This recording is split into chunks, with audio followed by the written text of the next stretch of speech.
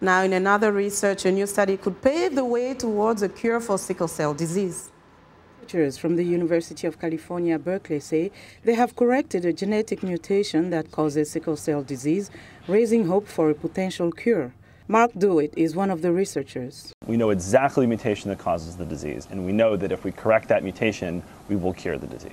Sickle cell disease is a painful genetic blood disorder that causes red blood cells to be abnormally crescent-shaped.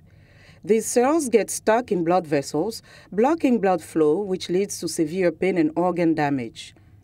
The scientists have focused their efforts on genetically flawed bone marrow stem cells that produce the abnormally shaped cells.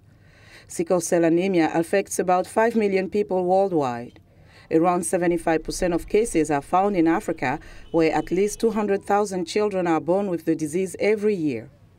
Experts say many children in Africa born with the condition hardly get any screening done, and treatment is often delayed.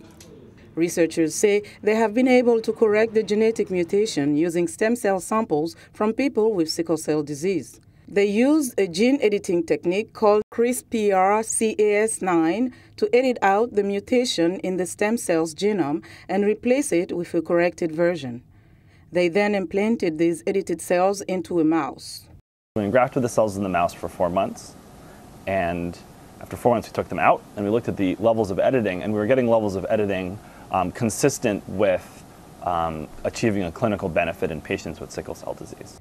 Dewitt says the corrected stem cells produce healthy red blood cells efficiently enough to potentially cure the disease in patients. According to observers, it will be some years before this research translates into treatment, as scientists need to scale up the process significantly as well as prove its safety in humans.